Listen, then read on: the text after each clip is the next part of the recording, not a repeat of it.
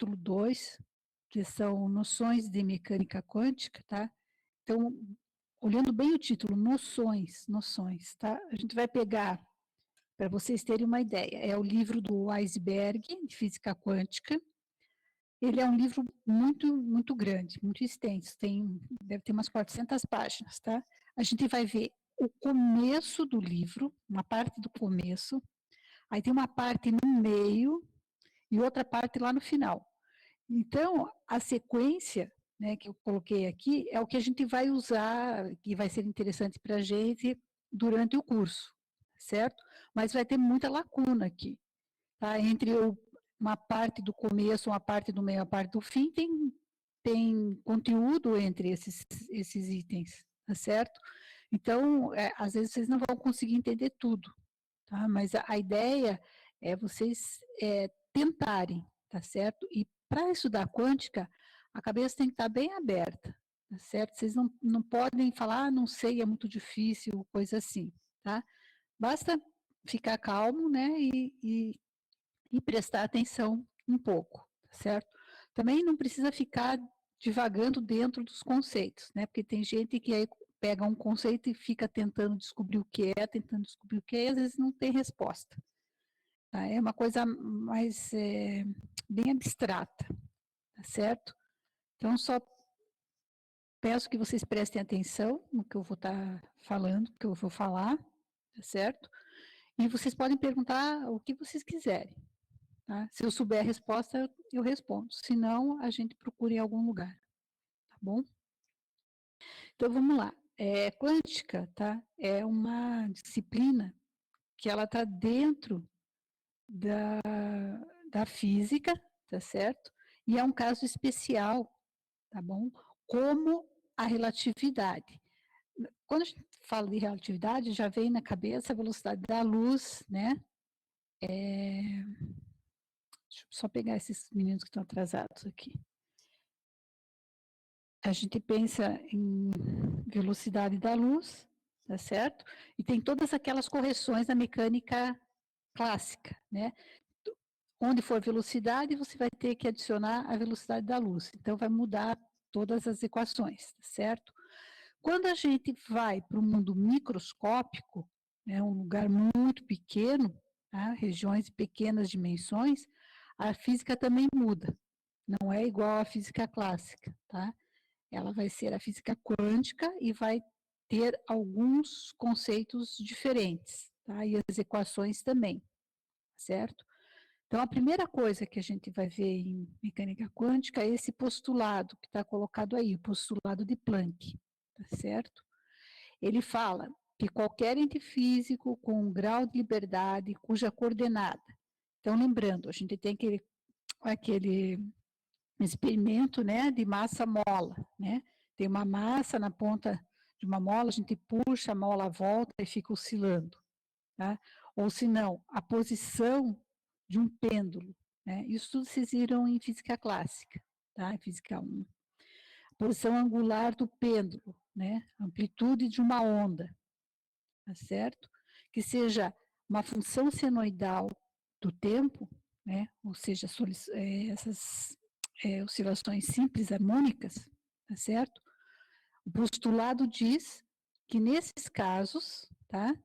Esses materiais só podem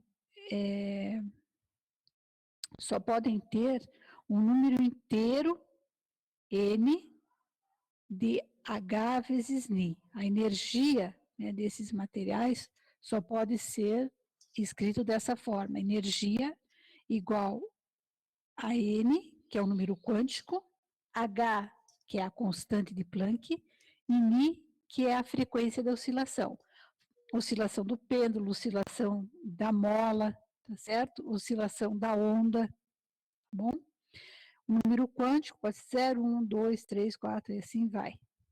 Esse H, tá, é chamado de constante de Planck, e é ele que vai levar a gente para o mundo microscópico. Por quê? Porque o valor de H, ele é 6,62 vezes 10 a menos 34 joule vezes segundo. Imaginem, 10 a menos 34. Tá? É um número muito, muito, muito pequeno, certo? E é essa constante que vai levar a gente para o mundo microscópico. Da mesma forma que a velocidade da luz, a constante velocidade da luz, leva a gente para a física relativística, tá? Para a relatividade, tá? De altas velocidades, certo? Então, a energia que obedece a esse postulado, né, E aqui igual a NHNI, é dita quantizada. E os estados de energia possíveis são ditos estados quânticos. Por quê? H é uma constante. A frequência pode variar qualquer valor, tá certo? Só que esse N que aparece aqui, ele só pode ser esse número, 1, 2, 3. Então, essa energia aqui vai ser uma vez isso daqui, duas vezes isso daqui, três vezes HNI, quatro vezes HNI. Então, são números discretos de energia, tá? A energia não pode ter qualquer valor, ela só pode ter os valores de N vezes HNI, 2 vezes HNI, 3 vezes HNI, tá? São estados discretos, são energias discretas, ou estados quânticos, certo? Entendido até aqui? Alguma pergunta? Ok, continuando então.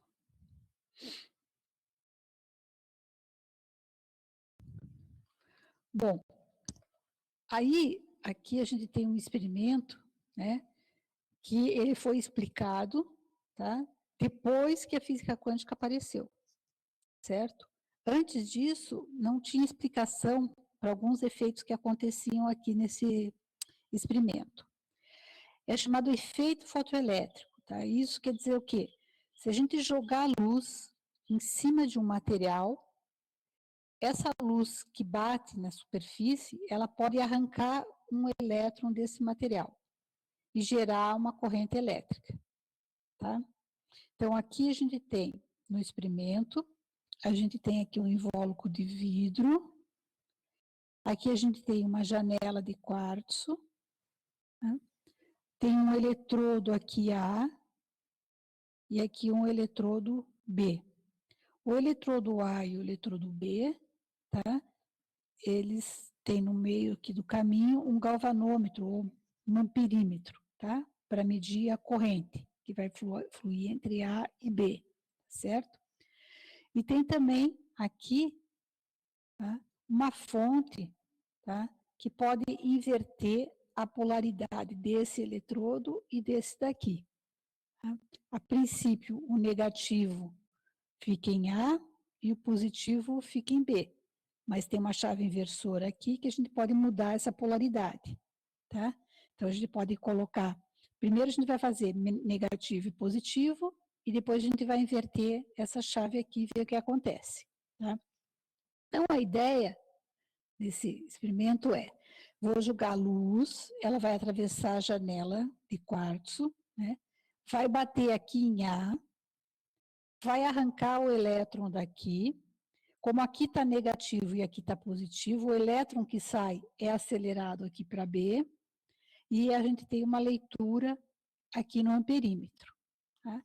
Então, eu jogo luz, arranco o elétron é acelerado, porque aqui é positivo, né? Ele vai tender a vir para cá, tá certo?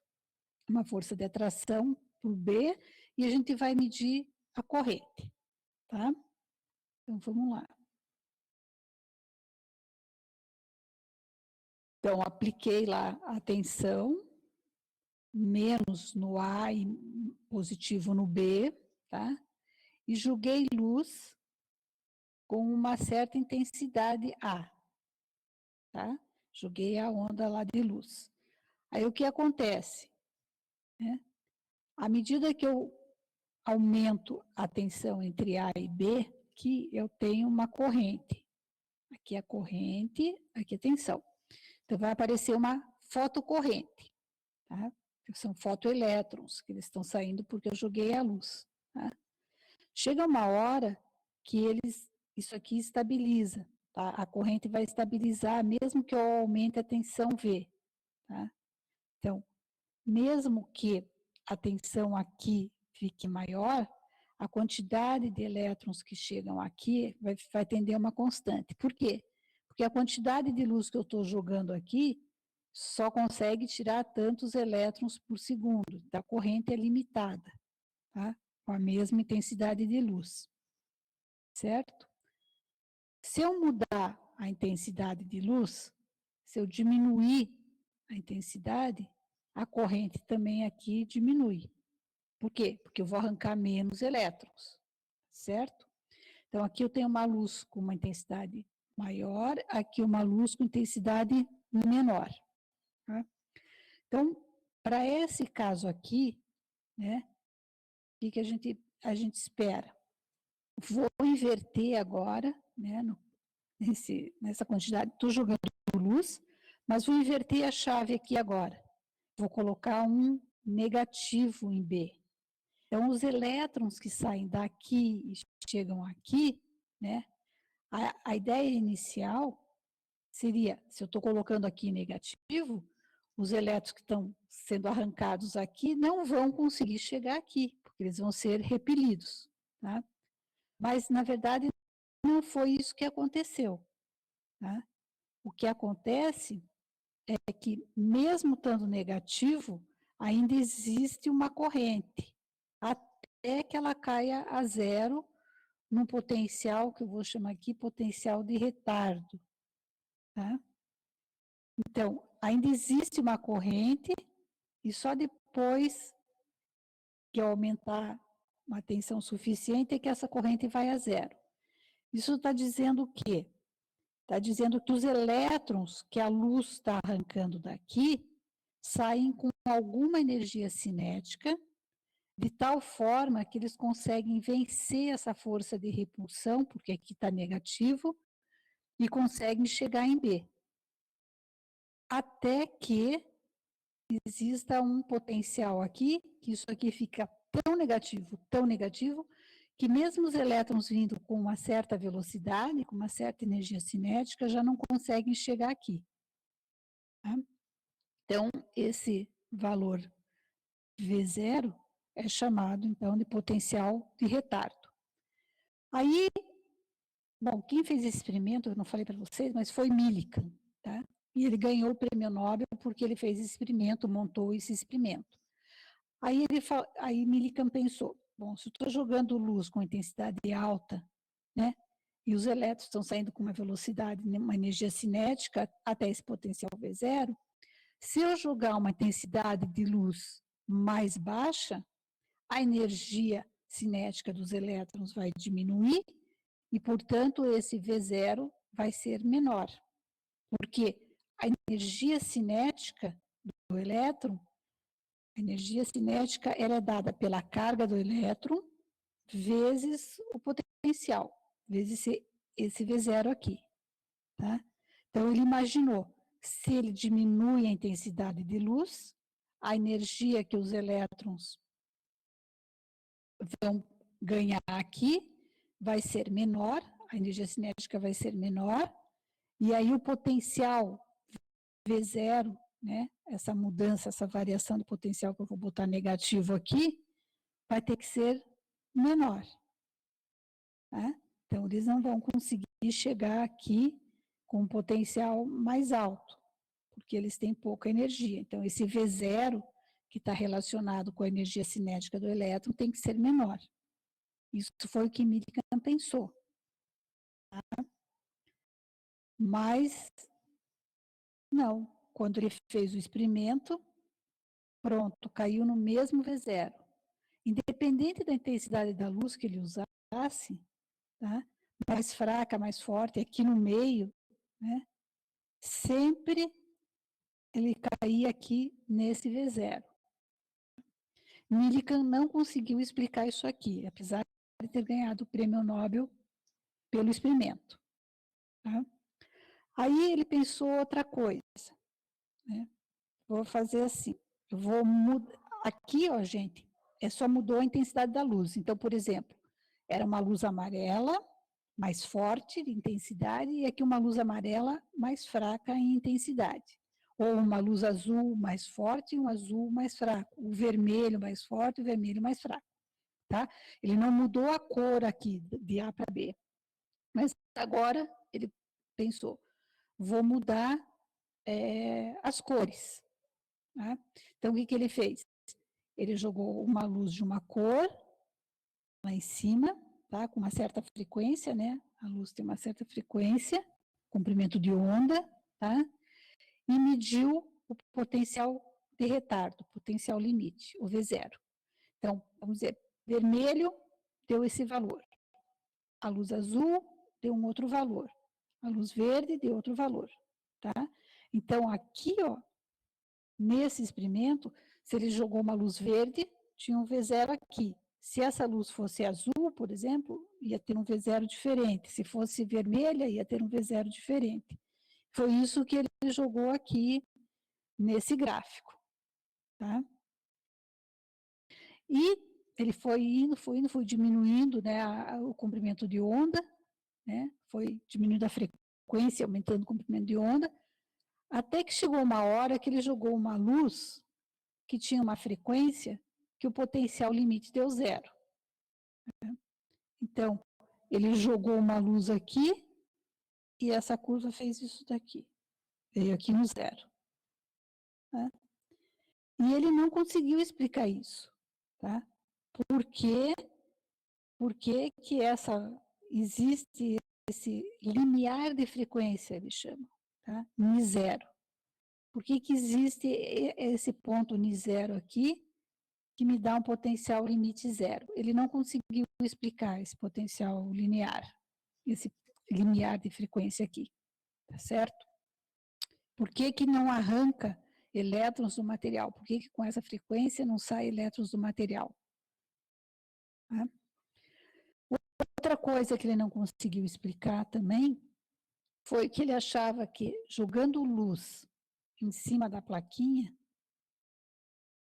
aqui, em cima da plaquinha, independente da intensidade da luz também, ele achava que se ele colocasse uma luz muito fraquinha, tá? Bem, um amarelo bem fraquinho, que ia demorar um certo tempo para o elétron pegar a energia dessa luz e ser ejetado do material. E isso ele não conseguiu medir. Por quê? Porque era instantâneo. Se a luz tinha uma frequência suficiente, na hora que chegava aqui, o elétron já era arrancado, era instantâneo, tá? Era muito rápido. Ele não conseguia medir um tempo. Tipo, a luz chega aqui, ele esperou um segundo, daí que o elétron saiu. Não, tá? Era na hora que a luz bate aqui, o elétron já sai. Não conseguia medir esse tempo, tá? E ele também não conseguia explicar. Por quê? Porque na época de Millikan, a luz era vista como uma onda eletromagnética, só uma onda, tá? Então, ele imaginava assim, a onda eletromagnética, né, que campo magnético e campo elétrico, né, uma onda mais tipo senoidal, né, se movendo aqui no espaço. Ele imaginava o quê? Quando você aumenta a intensidade dessa onda, né, que se move, o que você vai mudar nela? Você vai mudar a amplitude, né? Aumentou a amplitude, você aumenta a energia da onda. Se você aumenta a energia da onda que está chegando no material, a ideia dele era que mudasse esse valor de V0. Se está chegando uma luz com energia mais alta, né, o elétron vai ter que sair com a energia mais alta, certo? Mas não era isso que acontecia. Então, ele não conseguiu explicar nem isso, nem essa parte aqui de frequência, pensando que a luz só podia ser uma onda, tá? Então, ele imaginava, a luz é uma onda, se eu tenho uma energia maior, aqui, ó, a amplitude do elétron, né, tá certo? Aumenta a intensidade da luz, tá? Desculpe, a amplitude da intensidade da luz aumenta o campo elétrico, então ele imaginava que essa força, né, que ia bater lá em cima do material, ia ser suficiente para arrancar o elétron. À medida que eu aumentasse a amplitude da onda, eu aumento essa energia, esse campo elétrico, tá? E então, ele achava que tinha que aumentar a corrente, tá? Mas não, o potencial, a velocidade do elétron arrancado. Mas não foi isso que ele aconteceu, tá? A mesma coisa com a frequência, né? Ele achava que devia existir a frequência, todas as frequências conseguiriam retirar o elétron lá de dentro, porque eles iam oferecer uma força lá para o elétron que ia conseguir arrancar o elétron, e também não conseguiu. E também aquele tempo, né, que eu falei para vocês, na hora que a luz chega, ele esperava que tivesse um tempo que ele pudesse medir até que o elétron saísse do material, mas também não conseguiu responder isso, tá? Quem respondeu esses 3 itens aqui e ganhou o prêmio Nobel porque respondeu esses 3 itens foi Einstein, tá? Então, Einstein, ele ganhou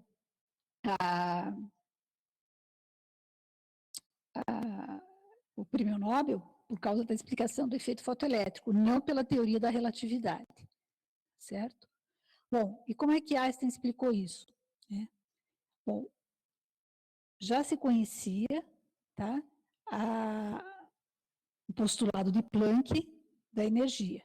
Então, a gente já conhecia, já estava entrando no mundo quântico, certo? Então, Einstein propôs o seguinte, né?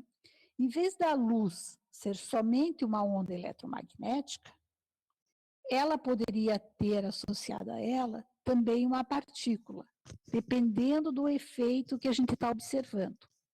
Então, enquanto a luz se propaga no espaço, ela é uma onda. Mas quando ela interage com o material, tá, ela é uma partícula. Então, no caso de emissão ou absorção, a luz é uma partícula. Tá? Então, ele propôs o quê? Que existe um pacote de energia, que mais tarde foi chamado de fóton, né? E ele fica localizado num pequeno espaço no volume. Então, assim, é uma onda, né? Onde se pode colocar um invólucro em volta dela e falar que essa onda é uma partícula, tá? Então, ela se propaga como onda no espaço, mas ela vai interagir com o material como se fosse uma única partícula, que a gente vai chamar de fóton agora, tá? Esse fóton só existe na velocidade da luz, tá? Então, é o fóton de luz, ele se move com velocidade c. Ele não tem massa de repouso, tá? Então, não existe parado, tá? E a massa do fóton é 0 em repouso, tá? E a energia, então, desse fóton vai estar relacionada com essa equação aqui, que é do postulado de Planck, né?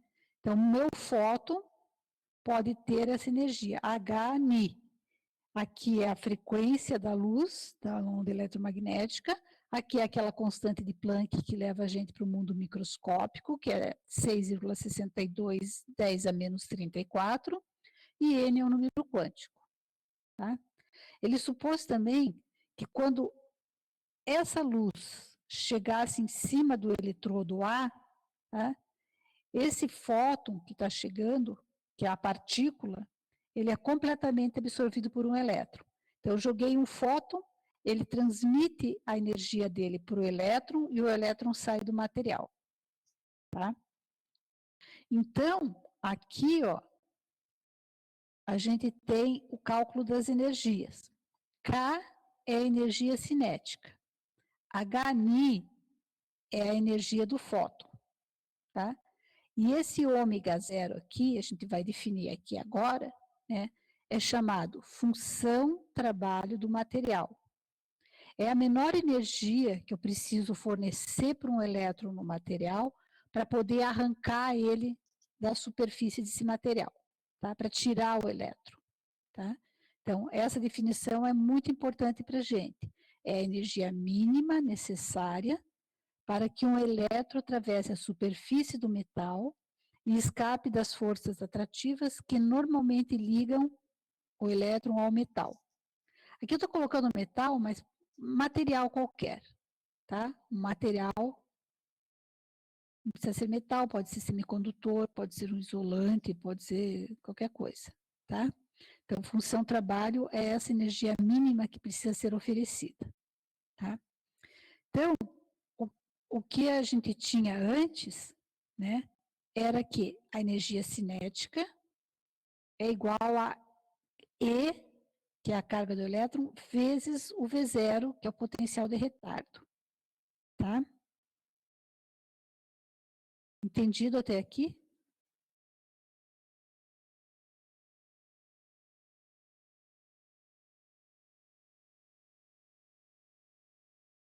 Sim, pessoal?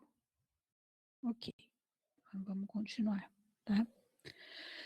Bom, então com essa história do fóton já mudou todo o nosso cenário, tá?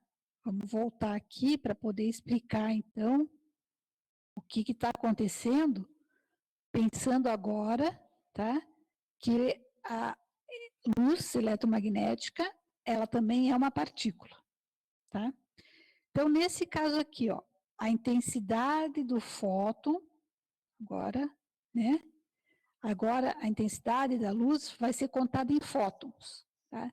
Então, vamos supor, aqui é uma intensidade mais alta, vamos supor que a gente tem 10 fótons, tá? Com essa intensidade, 10 fótons. Cada fóton, eles têm o mesmo comprimento de onda e a mesma frequência. Então, para cada fóton, eu vou ter E igual a HNI. Cada um daqueles 10, cada um tem uma energia HNI, que é a mesma, tá? Porque o fóton é da mesma cor, é a mesma frequência. A luz é uma cor só, tá? Então, eu tenho 10 fótons aqui amarelos, mesma frequência, mesmo comprimento de onda, mesma energia. Se eu jogar 10 fótons e a frequência dele for suficiente para arrancar o elétron, então ele vai arrancar 10 fotoelétrons, tá? Então a corrente aqui vai ser de 10 fotoelétrons, certo?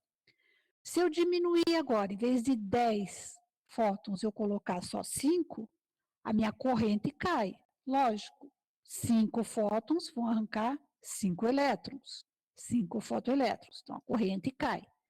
Então, aqui continua a mesma coisa, como se eu pensasse na forma de onda, né? Então, uma onda com amplitude maior, uma onda com amplitude menor, a quantidade de fótons arrancados vai mudar, de acordo com a intensidade da luz, tá? Então, aqui a gente não pode fazer diferença nenhuma entre a teoria ondulatória da luz e a teoria de partícula, tá?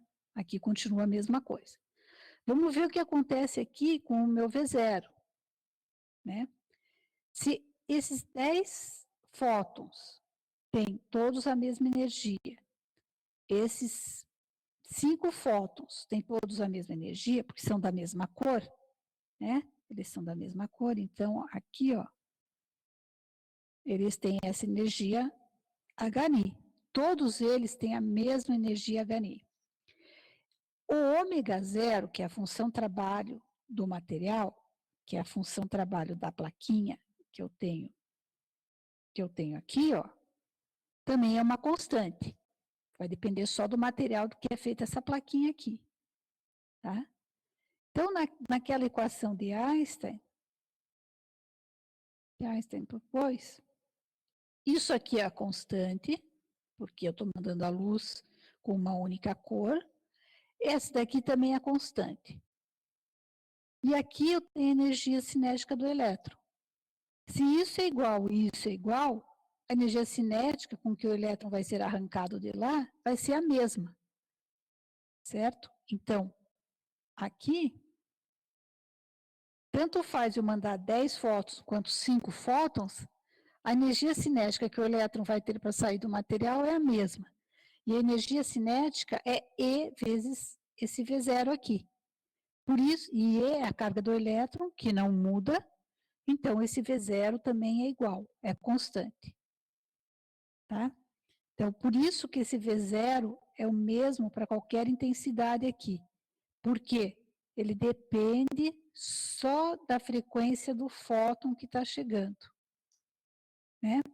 Então, nesse caso aqui, ó, se eu tenho um fóton com uma frequência maior, a energia cinética do elétron que vai sair é maior.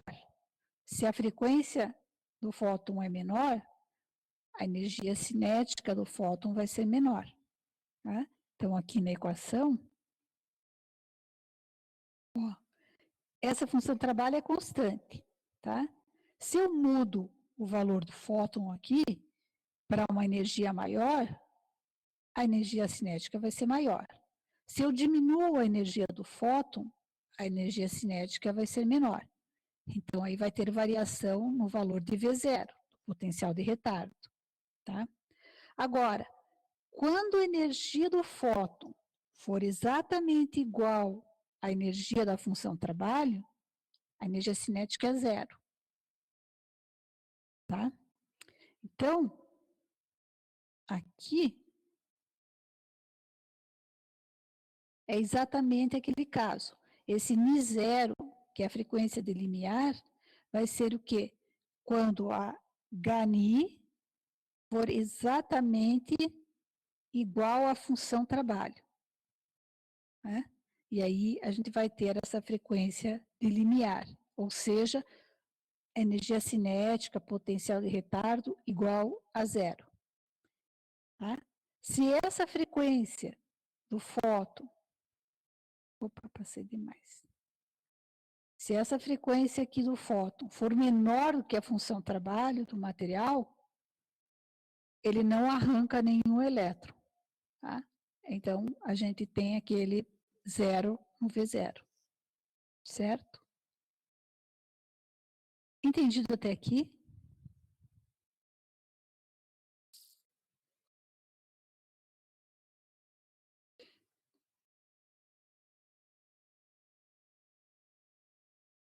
Ok.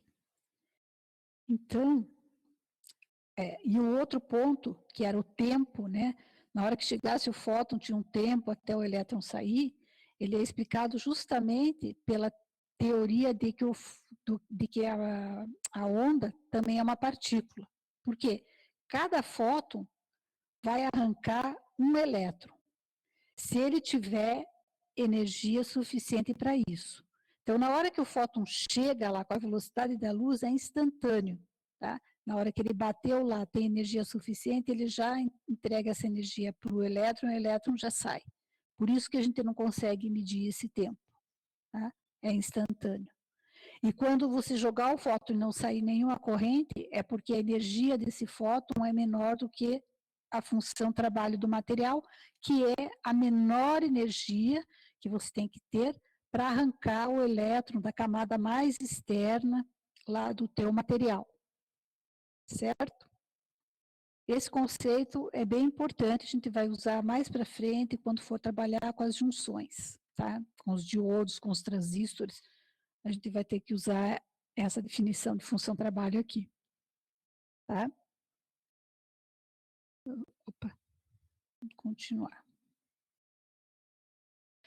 Bom, então, a gente vai chamar, tá, essa descrição que Einstein fez de fóton, tá, de dualidade onda-partícula.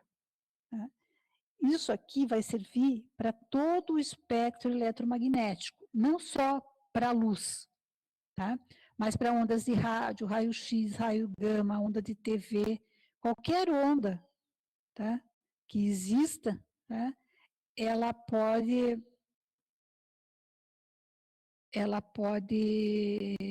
ser partícula. Tá? Então, a gente chama dualidade onda-partícula. A luz vai se propagar na forma de onda e vai interagir com a matéria na forma de partícula. Tá certo?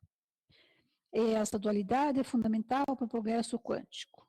Hoje, a hipótese do fóton é usada em todo o espectro eletromagnético, não apenas aqui no visível. Os fótons, pessoal, só existem na velocidade da luz e a massa de repouso dele é nula, tá? Como a gente já havia falado.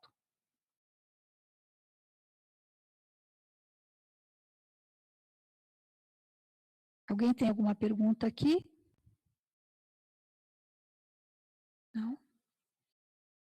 Tudo certo até agora? Então, vamos lá. Aqui é outro modelo que a gente vai ter que explicar também, né? E ele foi explicado, tá? Pelo modelo de Bohr, que também levou em consideração a quantização da energia, tá? E quantização do momento, quantização do momento angular e outras coisas, tá certo? Então, desde sempre, né, desde a antiguidade, a ideia é estudar os materiais.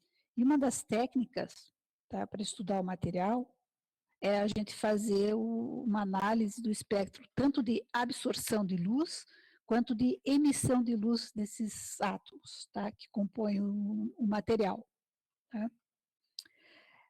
Aqui a gente só vai lembrar que a energia do fóton, tá, ela está relacionada com o comprimento de onda, lambda, tá, dessa forma aqui. Energia igual Hν, tá? Mas a gente sabe que a frequência aqui pode ser escrita como a velocidade da luz pelo comprimento de onda. Então, a gente vai reescrever a nossa equação EHν agora aqui, tá? Só substituindo a frequência pela velocidade da luz e o comprimento de onda, tá bom? Nessa figura aqui, a gente vê um espectro do átomo de hidrogênio, tá? Que é o material mais simples deles estudarem, porque tem um único elétron, tá? Então, aqui a gente tem o espectro de emissão de absorção.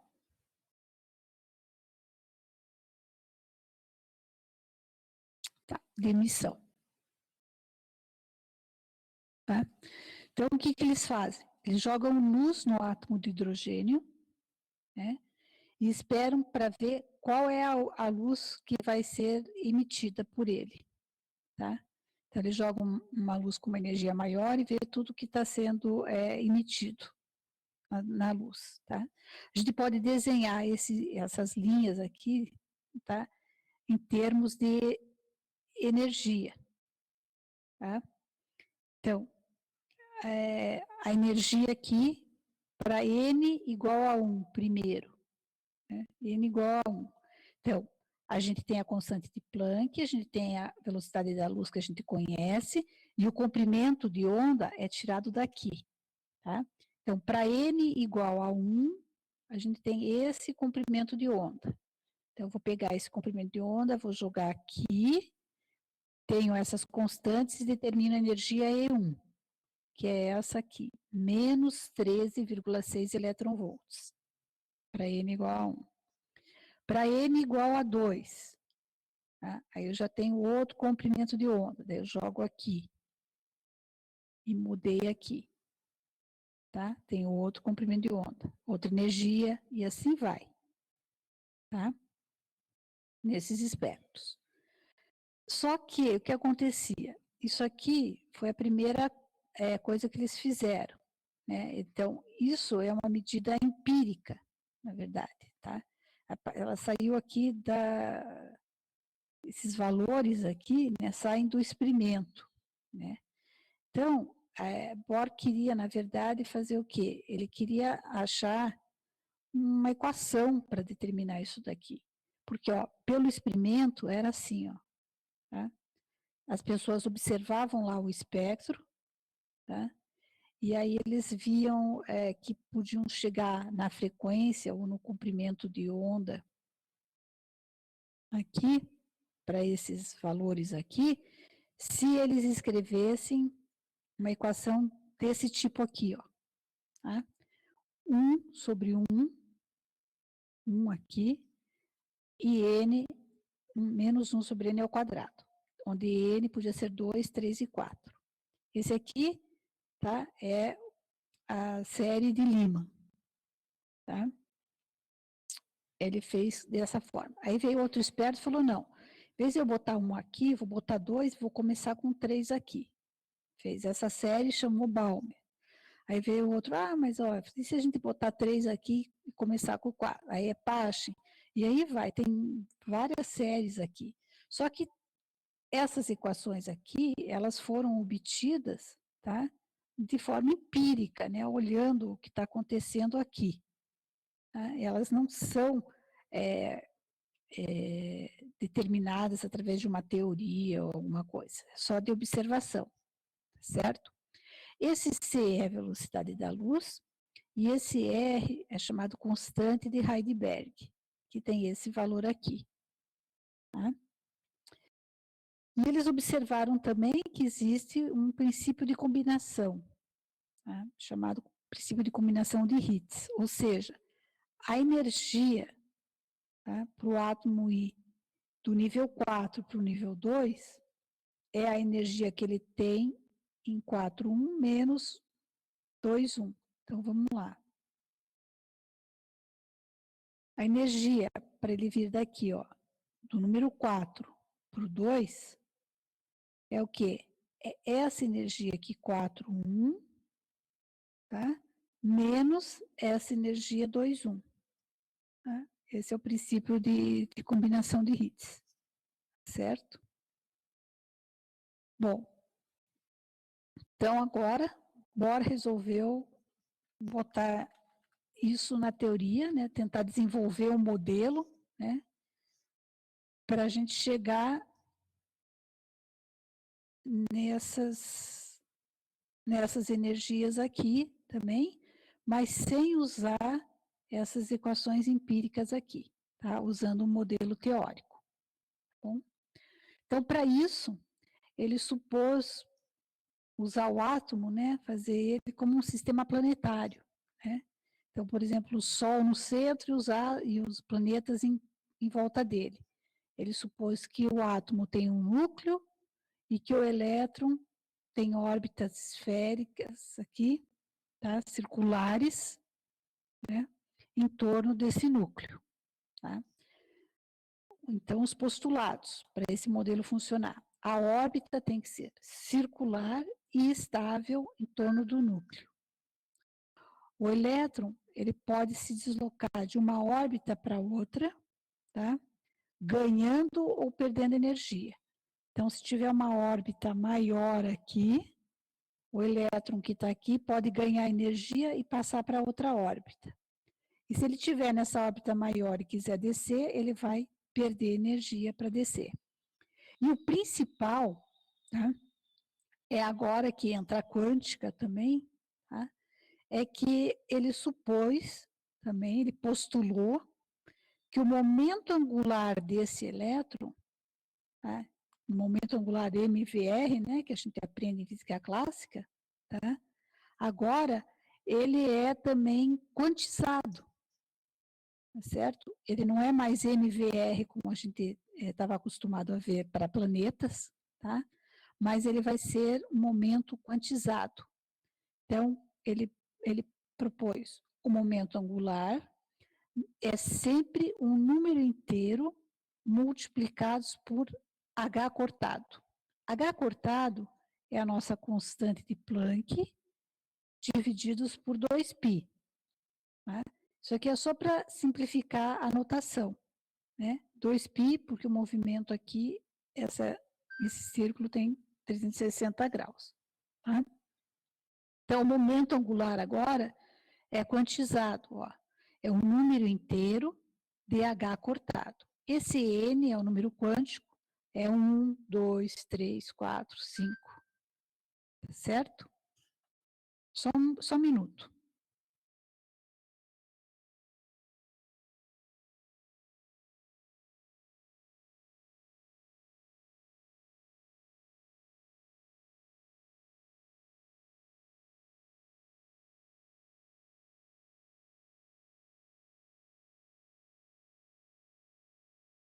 Muito bem. Então, momento angular, número inteiro, pH cortado, certo? Aí agora ele vai resolver a teoria dele. Para o elétron se manter estável aqui nessa órbita, a força elétrica de atração com o núcleo, tá, tem que ser igual à força centrípeta do elétron se movendo em torno aqui do núcleo, tá? Então, ele igualou a força elétrica com a força centrípeta aqui. Tá? E aonde aparecesse MVR, né, que é o momento angular, ele trocou pelo momento angular, NH cortado, certo?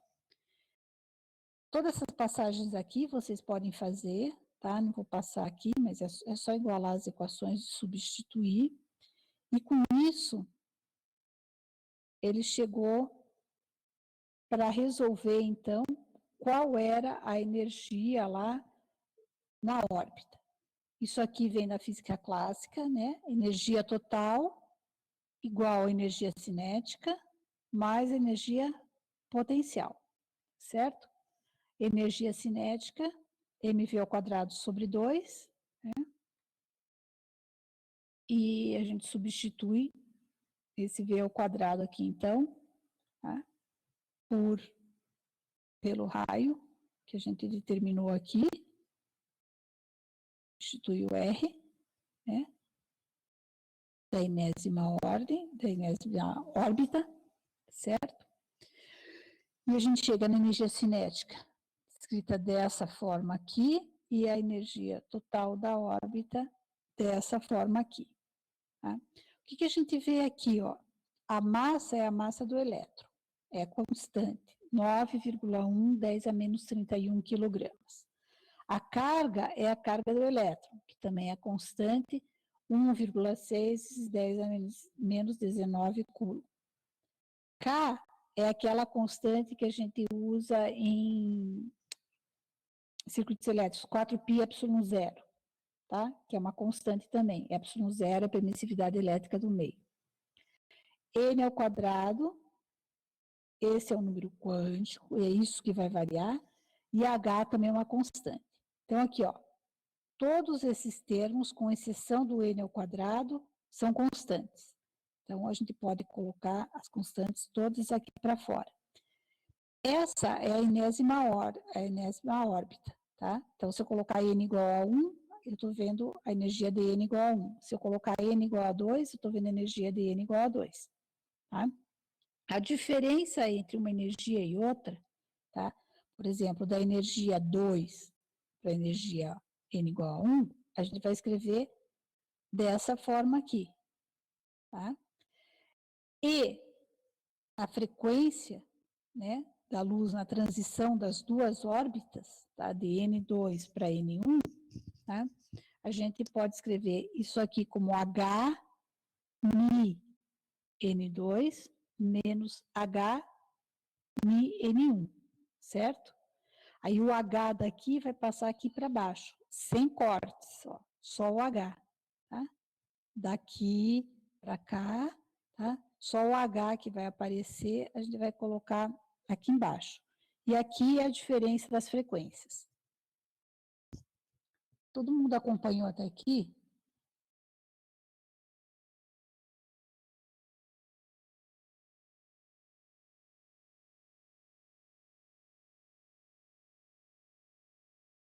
Nenhuma pergunta, então. Tá, então vamos lá. Isso aqui é uma constante, concordam? Tá? Massa é constante, a carga é constante, o H é constante, o K é constante. Essa expressão aqui, ela é exatamente igual a essas aqui, ó. Só que ela está englobando todas as séries, certo? Aquela constante que aparece lá é igual a essa constante. Então, eu queria que vocês fizessem, vocês podem determinar isso, ó. Vocês colocam C como 3, 10 a 8, colocam R como esse valor aqui, tá? Calculam esse resultado de C vezes R e depois calculam essa constante aqui. Vocês vão ver que é o mesmo valor, tá? talvez muito parecido, porque tem algumas aproximações, tá certo? Então, esse modelo de Bohr para o átomo de hidrogênio, né, foi um marco, porque ele usou o momento angular quantizado. Essa é a parte importante do modelo. Só que tem problemas, né? Para trabalhar com átomos, eles têm muitos elétrons. Então, esse modelo, ele trabalhou só para o átomo de hidrogênio, que tem um único elétron. Então, só tem um elétron interagindo com o núcleo, tá? Se você for trabalhar com um átomo, com um material que tenha mais do que um átomo, por exemplo, o hélio, que tem dois, isso aqui já não vale, tá? Já vai dar tudo errado. Então, esse modelo só serve mesmo para o átomo de hidrogênio. Outra coisa, ele não revela os splittings de energia. Tá? Splitting de energia quer dizer o quê? Não é? Se no átomo aqui, por exemplo, você aplicar um campo elétrico alto, um campo magnético alto, tá? O que vai acontecer com esse nível de energia, ó, que só tinha uma energia, ele vai poder se abrir em duas energias diferentes. Tá? Então, em vez de ser dois aqui, é dois em uma coisa e dois em alguma coisa. Vai abrindo. Tá? É uma degenerescência que existe aqui. Tá? E isso o modelo também não consegue explicar. Ele consegue só explicar mesmo aquele espectro lá do hidrogênio, do espectro de hidrogênio. Tá? E só sem revelar os splittings e sem ser átomos mais complicados. Tá? Isso aqui serve só para o átomo de hidrogênio. Certo? Muito bem, vamos continuar. Bom, aí, gente, começa a ter mais e mais descobertas a partir dessas teorias aí da quântica, né? De Broglie, que é esse nome aqui, ó, de Broglie, era um aluno de doutorado e ele precisava fazer uma tese, né? Tese de doutorado tem que ser inédita, não pode existir em lugar nenhum. Então ele ficou pensando, né? Ele falou, puxa, Einstein supôs que a luz, que as ondas eletromagnéticas, né? Elas têm aquela dualidade, onda-partícula. Elas se propagam como onda, né? E interagem com a matéria como partícula. E se eu colocar uma hipótese de que esse comportamento dual também se aplica à matéria, o que ele quis dizer com isso? Ele quis dizer, se a onda pode ser partícula, a partícula também pode ser onda. Foi isso que ele imaginou. Tá? E para isso, ele associou, porque a energia igual a H-ni a gente já está conhecendo, tá? Mas ele associou um momento, aquele MV da clássica que a gente conhece, né? Ele associou esse momento com um comprimento de onda e com a constante de Planck. Tá?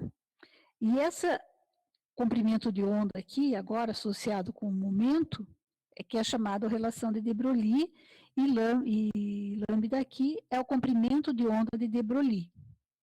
Tá? Ele falou, a partícula se move, interage com a matéria, mas ela se move como onda. Tá? É isso que ele quis dizer. Einstein falou, a onda é uma partícula, e de Broglie falou, a partícula é uma onda, certo? A gente vai ver exemplo aqui, para ver se facilita para vocês, porque isso só vale no mundo microscópico, tá? Sondas de matéria, tá? Não é que só vale, só são observadas no mundo microscópico, tá? Vamos imaginar que a gente tem uma bola, no mundo macroscópico agora, uma bola grande, uma bola de beisebol, uma bola de tênis, uma bola de futebol, qualquer bola, tá? E que essa bola se mova a uma velocidade de 10 metros por segundo e que ela tem uma massa de 1 quilo. Então, eu quero saber qual é o comprimento de onda de de Broglie associado a essa bola, tá? Qual é o comprimento de onda que é associado a ela. Então, vamos lá.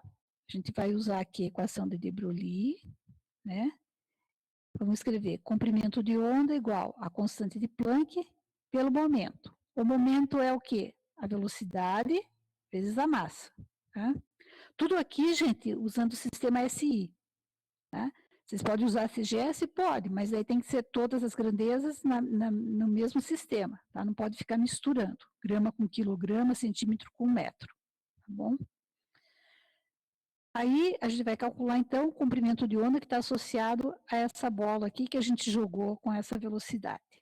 Tá? O comprimento de onda tem um valor de 6,6, 10 a menos 35 metros. Isso aqui pode ser feito na forma de angstrom, como sendo 6,6, 10 a menos 25. Angstrom é uma unidade de comprimento. Tá? Um angstrom é igual a 10 menos 10 metros. Tá? Então, agora vocês estão percebendo que a gente está trabalhando com números muito pequenos, certo? Então, angstrom é uma unidade que a gente usa no mundo microscópico, tá? Vale 10 a menos 10 do metro. Bom? Então, ó, esse comprimento de onda aqui realmente é muito pequeno.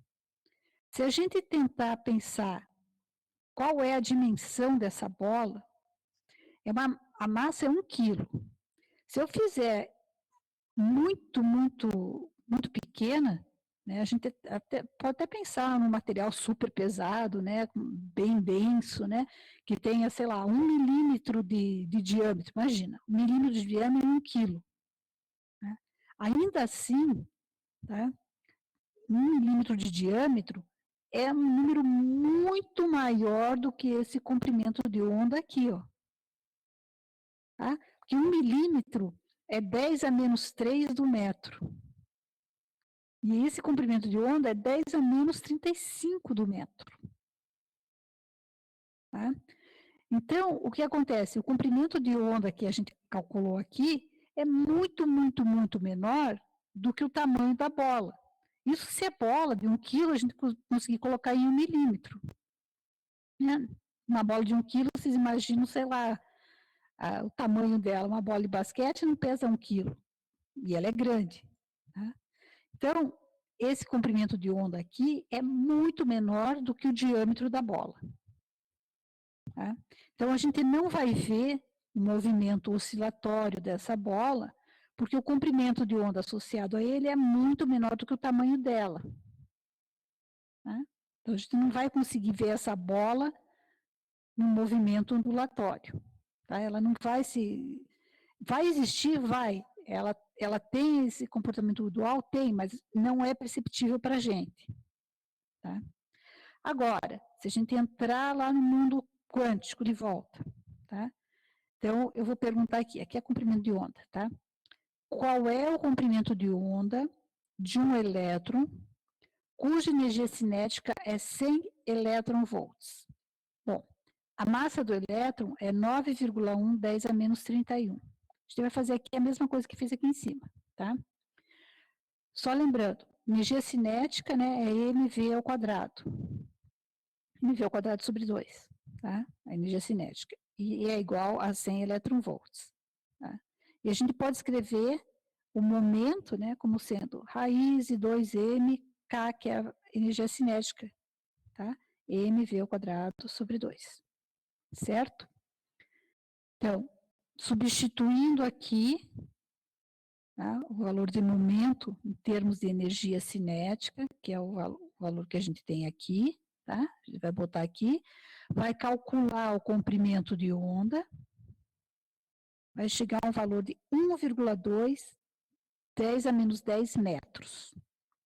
Passando para angstrom, a gente fica com 1,2 angstrom, certo? Esse é o comprimento de onda, né, associado ao elétron. Agora, qual é o tamanho do elétron? Qual é o diâmetro do elétron? O elétron é uma partícula muito pequena. O diâmetro dele é da ordem de angstroms. Né?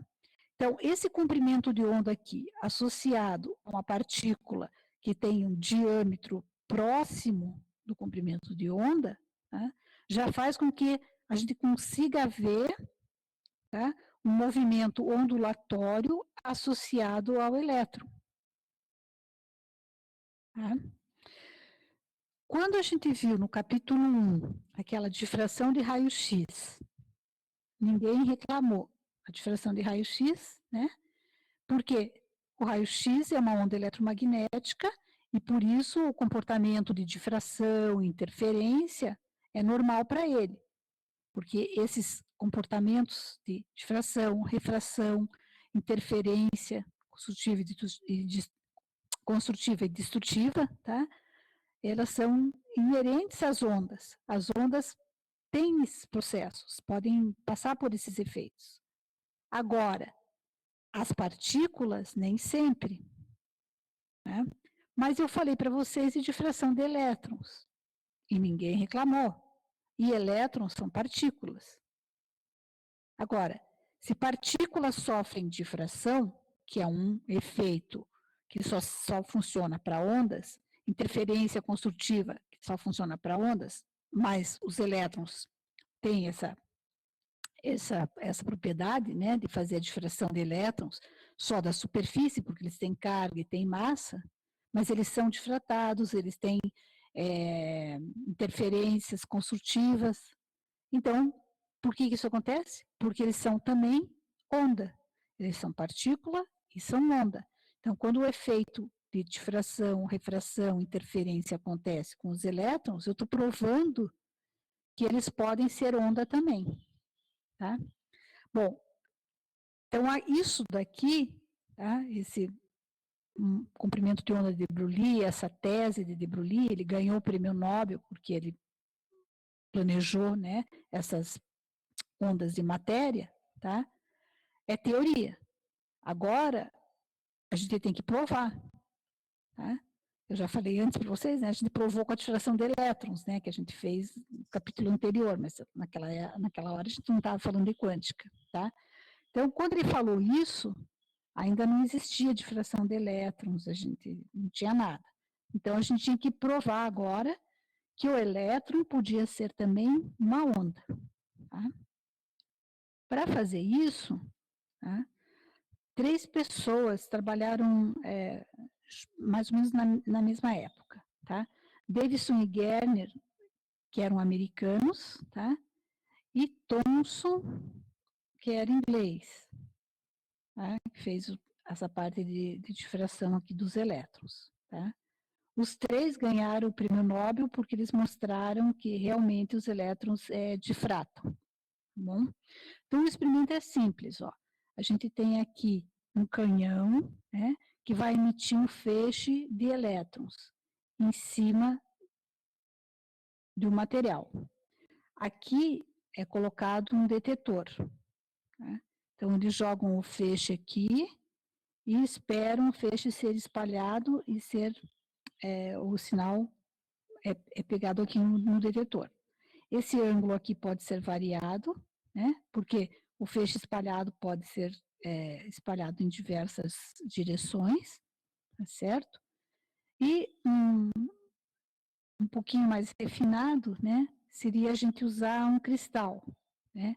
Lembrando, essas linhas aqui são os planos que a gente já deu nome lá para os cristais, né?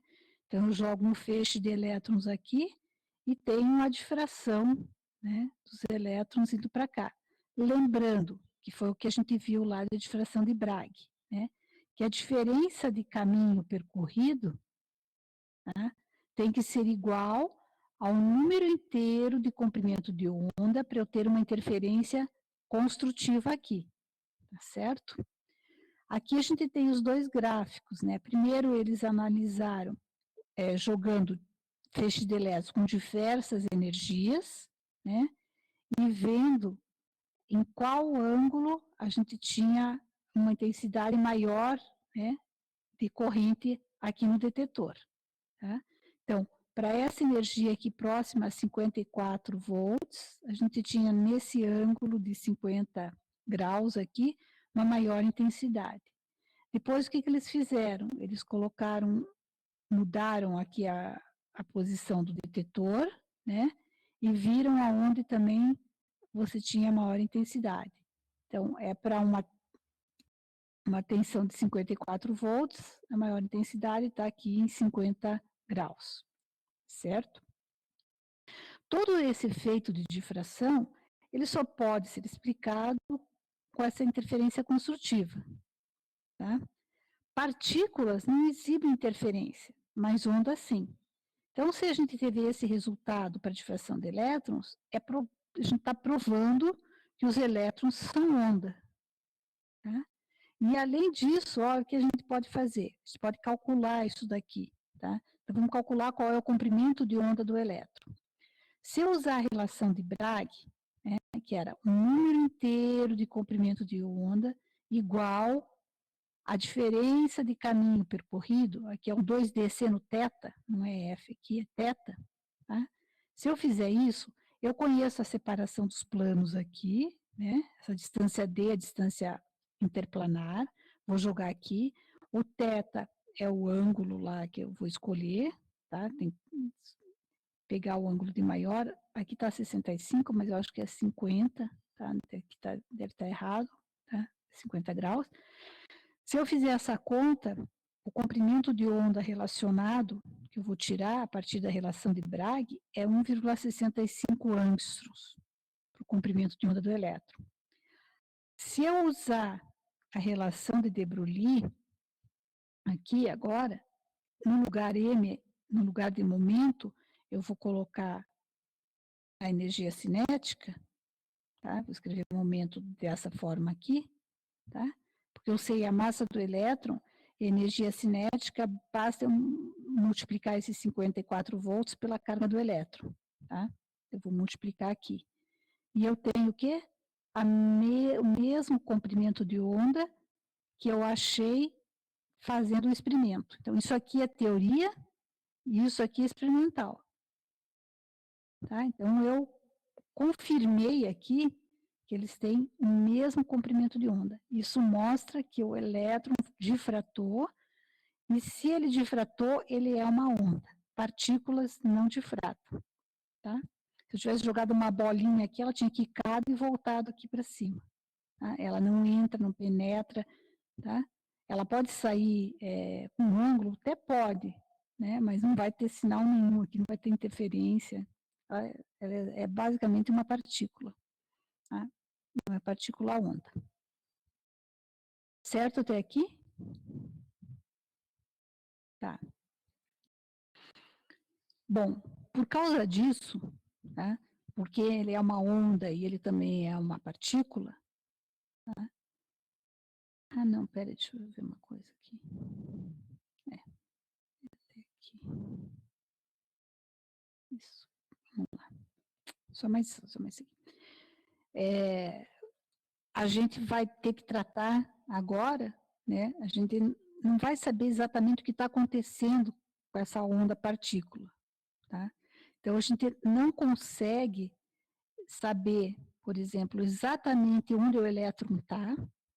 Se eu souber exatamente onde ele está, eu não sei nada sobre o momento dele, tá? Sobre a velocidade, certo? Então, a gente vai falar agora, a partir de agora, né? Nunca mais a gente vai ter um valor certo, a gente sempre vai ter valor médio ou valor esperado, tá? Para o elétron.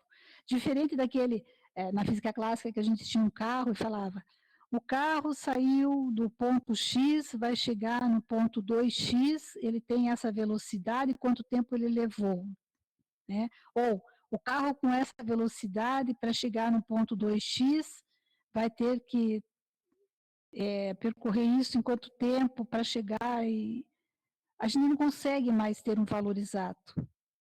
Tá? Vai ser sempre assim, talvez ele esteja lá com essa velocidade, mas pode ser que ele tenha uma outra velocidade. Então, no caso do mundo microscópico, é tudo assim, pode ser, é médio, a gente espera que nunca tem um valor absoluto, um valor certo, correto. Tá? E isso é descrito justamente aqui, no que a gente chama de princípio da incerteza. Princípio da incerteza de Heisenberg. Tá? Então, se eu tenho uma incerteza ΔX na posição da minha partícula, a incerteza ΔP em relação ao momento dessa partícula, tá? Esse produto sempre vai ser maior ou igual a h cortado sobre 2. Lembrando que esse número também é muito pequeno, tá? Então, o produto dos dois é um valor pequeno, mas ele existe. Então, se, por exemplo, ΔX for igual a zero, ou seja, eu não tenho certeza na posição, eu sei onde ele está, esse momento aqui vai ter que ir lá para o infinito, tá? Para poder manter esse valor aqui no nível pequeno. Tá? A mesma coisa vai ser na incerteza da medida de energia. Ah, o elétron tem essa energia, tem certeza? Tenho. Então, o tempo que você levou para fazer essa medida é infinito. Você não consegue. Ou, você mediu quantos? Tem alguma incerteza no tempo que se mediu? Não. Então, essa energia também não pode ser medida. Tá? Então, esses dois termos aqui, tá, são o princípio de incerteza de Heisenberg. Você não conhece a posição e o momento exato da partícula. Você tem um valor esperado do momento, um valor esperado da posição, um valor esperado para a energia, mas nunca um valor certo. Tá? Bom, aí Bohr decidiu experimentar, né? Ele falou, não é possível que eu não consigo saber exato onde está o elétron, né? Vamos imaginar, né? Ele pensou, vamos imaginar, por isso experiência imaginária de Bohr, né? Que eu vou pegar um microscópio, tem um elétron aqui, vou olhar ele com o microscópio e vou saber onde ele está, né? O que acontece? Ele está olhando, ele vai olhar o elétron, mas para olhar o elétron, o que ele precisa? Precisa de luz. Ele vai ter que iluminar lá, porque senão ele não enxerga. Né? A gente olha no microscópio, sempre tem uma luzinha acesa. Né? Só que na hora que você coloca a luz aqui, a gente já viu, a luz é a onda-partícula. Então, essa onda luminosa é um fóton. O fóton vai interagir com o elétron, vai bater nele aqui, vai espalhar esse elétron para algum lugar, e você já não consegue ver mais aonde que ele está. Você não sabe exatamente onde que o elétron está, porque ele foi espalhado pela fonte de luz. Você está olhando, ele foi espalhado. Aí, Bohr pensou, não, eu vou jogar, então, um único fóton, para ficar bem com pouca luz, para o meu elétron não sair do lugar. Mas, mesmo assim, um único fóton espalha esse elétron. E aí, aqui, ó, você tem a localização do elétron, que você achava que ia estar numa posição exata. Não está, ó. Ele pode estar aqui, é o ΔX, a incerteza da posição do elétron. Ele pode estar aqui, onde tem essa abinha pequena, ou essa abinha pequena. A maior probabilidade dele é estar aqui, mas nada impede que ele esteja aqui desse lado ou desse lado. Tá? Então, existe uma incerteza agora na posição do elétron. Não adianta você querer tentar olhar com um único fóton, achar que ele vai estar exatamente em um ponto, mas ele não está, ele está aqui, ó. Tá? Essa onda vai dar a probabilidade de você encontrar ele. Tá? Ele pode estar em qualquer ponto aqui. Certo? Então, gente, eu vou passar para vocês agora um filminho sobre essa parte de dualidade onda-partícula, tá? De difração de elétrons, difração de partícula, difração de onda, tá? Para ver se fica um pouquinho mais claro, certo? Esse filminho eu peguei de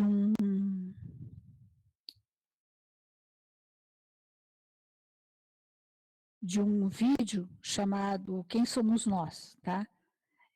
O vídeo, assim, é meio viagem, tá? Mas essa parte aqui é bem interessante, tá? Para ver se a gente fica um pouco mais claro, tá? O que eu quero dizer. Vejam se vocês estão ouvindo.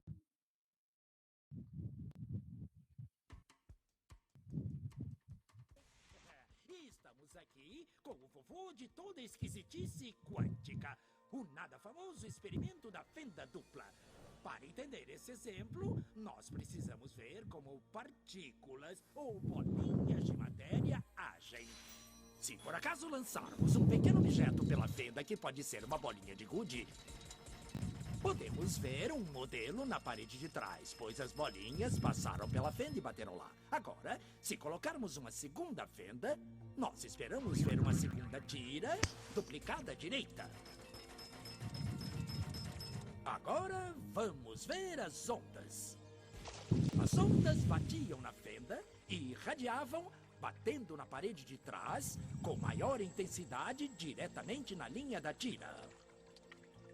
A linha iluminada, na parede de trás, mostra essa intensidade. É parecida com a linha que as bolinhas de gude fizeram. Mas, quando adicionamos a segunda fenda, acontece uma coisa diferente. Se o topo de uma onda encontra a parte de baixo de outra onda, elas se anulam. Agora existe um modelo de interferência na parede de trás.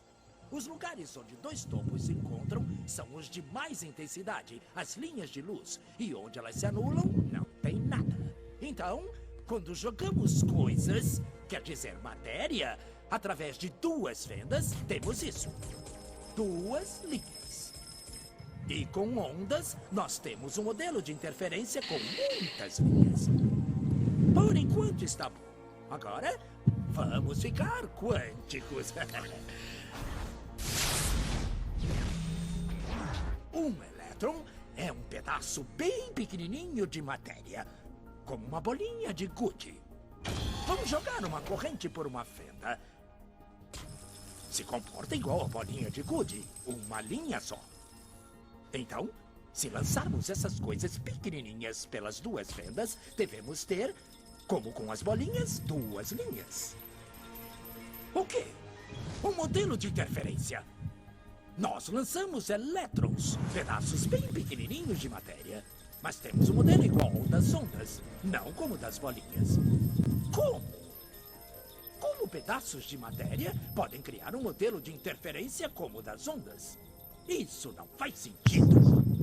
Mas os físicos são espertos. Eles pensaram, talvez essas bolinhas estejam pulando umas nas outras e criando este modelo. Então, eles resolveram lançar os elétrons um de cada vez. Assim, não teria jeito de interferirem um no outro. Mas depois de uma hora, o mesmo modelo de interferência estava aparecendo. Não existe outra explicação. O elétron sozinho sai como uma partícula, se torna uma onda de potenciais, passa pelas duas fendas e interfere consigo mesma para bater na parede como uma partícula. Mas, matematicamente, é mais estranho ainda. Passa pelas duas fendas e por nenhuma. E passa por uma só e passa só pela outra. Todas essas possibilidades estão em superposição uma com a outra. Mas os físicos ficaram incomodados com isso. Então, decidiram espiar e ver por qual fenda o elétron realmente passa. Eles colocaram um equipamento medidor em uma fenda para saber por qual delas o elétron passou e seguiu voando. Mas o mundo quântico é muito mais misterioso do que eles podiam imaginar. Quando eles observaram, o elétron voltou a se comportar como uma bolinha de gude. Ele produziu um modelo de duas linhas, não um modelo de interferência com várias linhas. Só o ato de medir ou observar por qual fenda o elétron passaria fez com que ele passasse por uma fenda, não pelas duas. O elétron decidiu agir diferente, já que ele sabia que estava sendo observado. E foi assim que os físicos entraram nessa terra estranha e misteriosa dos eventos quânticos. O que é a matéria? Bolas de gude ou ondas? E ondas de quê? E o que o observador tem a ver com tudo isso? O observador acabou com a função de onda simplesmente por observar.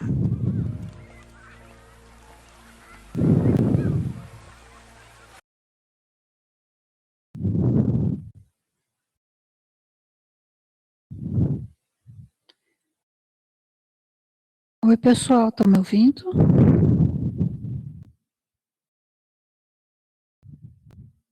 Ok. E aí, ficou um pouquinho mais simples a parte de difração, interferência construtiva de ondas?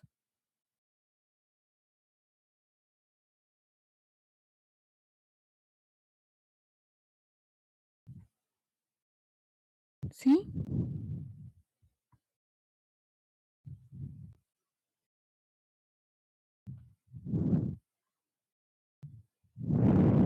Tá? Então, é o seguinte, no mundo microscópico, não adianta a gente querer olhar o elétron mais de perto, né? Existem um monte de experiências, o pessoal ainda estão fazendo isso faz muito tempo já, que é congelar o elétron, eles querem tentar parar o elétron para poder observar eles.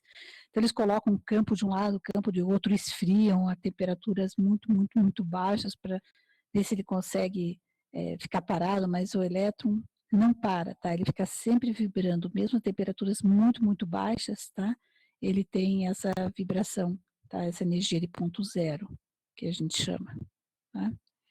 Ele sempre vai estar em movimento, sempre vai estar se mexendo, e a gente não consegue observar, tá? Só o fato de olhar, a gente já interfere no momento dele, né, com a luz que está chegando, né, ou com o equipamento que você chegou para observar, porque para olhar você tem que iluminar, porque no escuro você não enxerga nada, e isso sempre vai ter uma interferência com o próprio elétron, tá bom?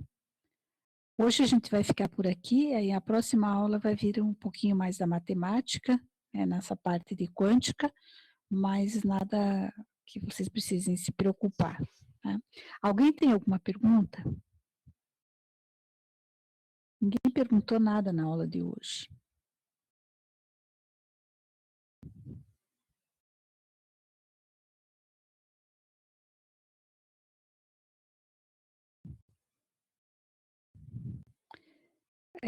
O que é a lista para entregar é somente da apostila?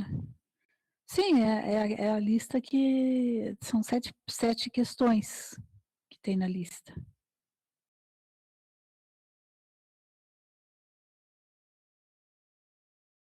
Do capítulo 2 eu vou ver, eu não vou fazer todas as questões não, tá? Eu acho, eu vou escolher alguns problemas da lista do capítulo 2, certo? Aí eu vou avisar para vocês com antecedência quais que vão ter que fazer.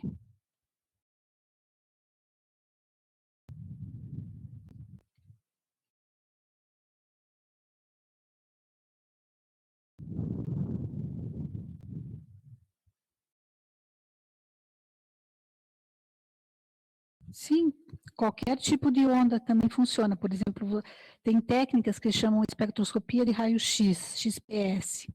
Tá? Você pode jogar um raio-x, vai depender do material, vai depender da energia que o elétron está ligado naquele material. Se ele está muito ligado, se, ele não, se a força de ligação dele é muito forte com o núcleo, você pode jogar um raio-x. Vai depender do que você quer estudar dele. Você pode jogar o raio-x e retirar, você pode jogar feixe de nêutrons e retirar, tá? Pode jogar qualquer tipo de luz, certo? Fotoelétrico assim, eu já chamo efeito fotoelétrico porque é um fóton que sai uma corrente elétrica. Então, a corrente elétrica é pelo elétron, tá? Então, qualquer fóton que você joga e consiga tirar elétrons, né, a gente chama de efeito fotoelétrico. Quando a gente usa raio-x, a gente pode mudar o nome, espectroscopia por raio-x, tem espectroscopia OG, que é uma outra técnica que arranca elétrons mais internos ainda. Né? Na verdade, o efeito fotoelétrico, ele arranca mais os elétrons que estão do lado de fora, porque a energia da luz visível, né, ela é mais fraca, tá? E aí você arranca os elétrons que estão mais fracamente ligados. Mas se você quer estudar lá dentro do átomo, você joga raio-x, porque ele tem energia bem maior, joga raio gama, que tem energia maior. Né? Estudar, depende do que você quer estudar.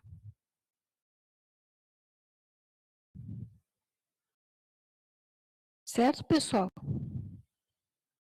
Mais uma pergunta? Ok, então. Até quarta-feira, no mesmo horário, para continuar o capítulo 2.